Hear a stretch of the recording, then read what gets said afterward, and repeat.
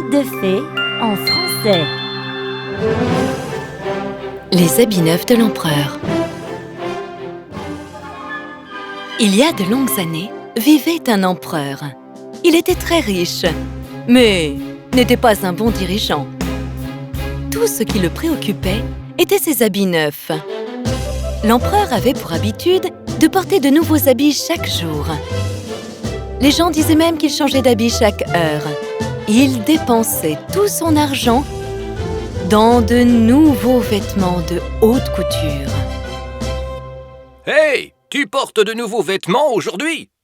Tu porteras des habits neufs demain? Non, non, je ne suis pas comme l'empereur qui change de vêtements tout le temps. Oui, nous devons nous occuper de nos familles. Nous ne pouvons pas être aussi extravagants que l'empereur. Il s'occupe moins de son royaume, de son peuple et même de son armée. Quel hypocrite! Il n'a même pas de bon goût vestimentaire. Mais il veut qu'on l'admire. Avons-nous d'autres options? Nous sommes décapités si nous n'aimons pas ses vêtements. Hélas, oui, tu as raison. Un beau matin, arriva un duo d'escrocs au royaume. Ils cousurent quelques vêtements pour certains hommes du royaume. Personne ne comprenait ce qu'ils portaient, mais les escrocs vantaient tellement leurs vêtements que les gens ne pouvaient pas y résister. Aussi parce qu'ils disaient que seuls les hommes sages d'esprit pouvaient voir leurs vêtements. Où est ma chemise? Vous ne la voyez pas? Elle est dans mes mains. Non, je ne la vois pas. Oh non, voilà encore un idiot. Nous sommes deux des plus grands tailleurs au monde. Seuls les hommes sages peuvent voir ce que nous créons. Pas des imbéciles comme vous. Soyez sages d'esprit et vous serez capable de voir votre chemise. Oui, c'est très beau. Bientôt, ils devinrent si populaires que l'empereur entendit parler d'eux. L'empereur avait tellement entendu parler de leur parfaite couture qu'il décida d'avoir des vêtements venant de ces tailleurs. Amenez ces tailleurs au palais! Je veux que vous me fassiez des vêtements. Nous sommes honorés d'avoir cette opportunité. Nous allons créer quelques-uns des plus raffinés et des plus beaux vêtements pour son Altesse. Tout le monde sera jaloux de vous. Mais votre Altesse, il y a quelque chose de spécial avec ces vêtements. Quoi donc? Seuls les hommes qui sont faits pour leur travail et qui sont sages peuvent les voir, pas les inaptes ou les idiots.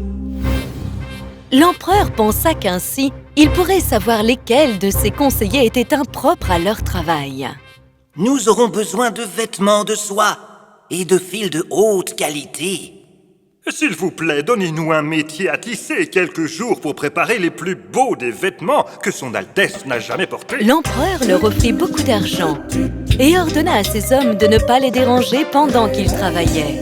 Les escrocs conservèrent les vêtements de soie et les fils dans leur propre sac à dos, mirent en place le métier à tisser dans leur chambre et commencèrent à prétendre qu'ils tissèrent quelque chose. Tous les conseillers de l'empereur étaient effrayés lorsqu'ils entendirent parler des vêtements. Et toi, tu peux voir les vêtements qu'ils tissent? J'en ai entendu parler, mais je ne les ai jamais vus. Que va-t-il se passer si nous ne sommes pas capables de voir les vêtements de l'empereur? Nous perdrons notre travail. Quelques jours passèrent et l'empereur appela son premier ministre et lui demanda de vérifier où en étaient les tailleurs.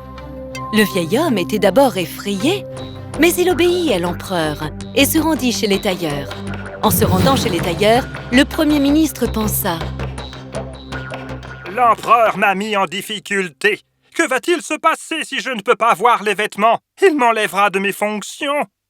Le premier ministre entra dans la pièce et vit les tailleurs travailler sur le métier à tailler, mais il ne voyait aucun vêtement tissé. Les deux tailleurs l'accueillirent et lui montrèrent les modèles qu'ils avaient conçus pour l'empereur. En réalité, il n'y avait rien dans leurs mains, mais le premier ministre n'avait d'autre choix que d'admirer leur travail. Il retourna voir l'empereur. Est-ce que ça vous a plu? Excellent, votre Altesse. Les modèles qu'ils ont conçus pour vous sont merveilleux. L'empereur était ravi. Après quelques jours, il envoya ses deux conseillers vérifier comment se portaient les tailleurs. Ils arrivèrent dans la pièce, les tailleurs leur montrèrent les vêtements et admiraient ce qu'ils venaient de créer. Nous avons créé les plus beaux modèles pour son Altesse. Voyez la précision de notre travail. Ce sera parfait sur l'empereur. Les deux conseillers étaient confus, puisqu'il n'y avait rien à voir dans les mains des tailleurs. Ils retournèrent voir l'empereur, embrouillé. Dites-moi, comment sont mes nouveaux vêtements? Somptueux, Votre Altesse. Nous n'avons jamais vu d'aussi beaux vêtements de toute notre vie. Ce sont les plus beaux vêtements que vous n'aurez jamais possédés, Votre Altesse. Bravo! Demandez-leur quand est-ce qu'ils seront prêts. Je veux voir les vêtements avant qu'ils ne sortent de chez eux. L'empereur arriva dans la pièce où les tailleurs étaient en train de tisser. Bienvenue, Votre Altesse.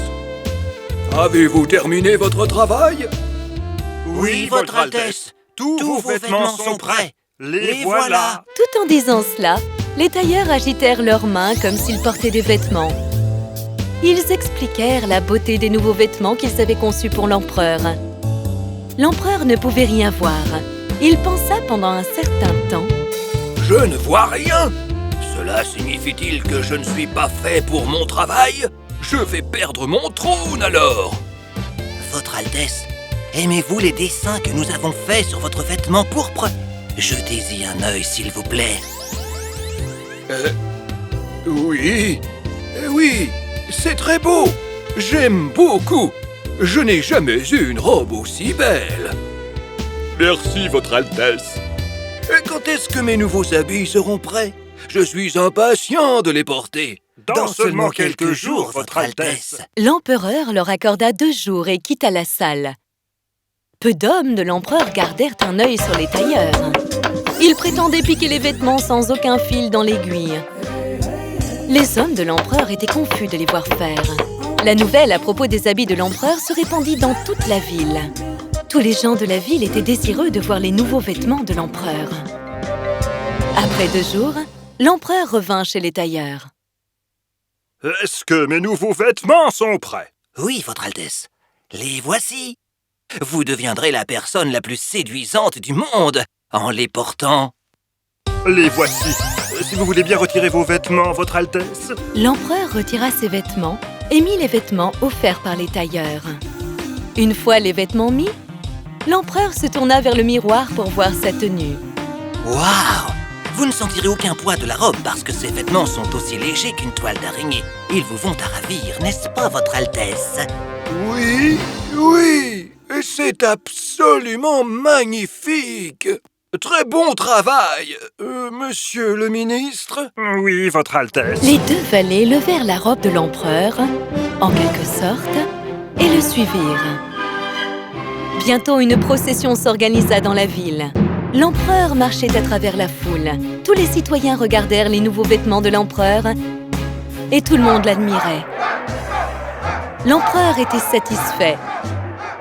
Lorsque le cortège entra sur la place centrale de la ville, un jeune et innocent garçon regarda l'empereur et cria « Il ne porte rien d'autre que son sous-vêtement !» Ne dis rien. Pourquoi, mon ami?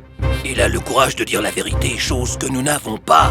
Es-tu en train de dire que je n'ai pas de courage? Si tu en as, alors dis la vérité sur ce que tu vois. L'empereur ne porte rien! Il est nu! L'empereur était choqué d'entendre cela. Mais à sa grande surprise, tous les hommes présents commencèrent à se moquer des habits neufs de l'empereur. L'empereur avait honte, mais il ne pouvait pas quitter la procession. Il réalisa qu'il avait été dupé. Tous ses conseillers avaient menti et fait l'éloge de ses vêtements. Il ne prêta pas attention aux gens qui se moquaient de ses vêtements. Au lieu de cela, il marcha avec plus de fierté et les 2 valets le suivirent ainsi. Lorsqu'ils virent l'empereur passer, toutes les personnes qui étaient là se mirent à rire bruyamment.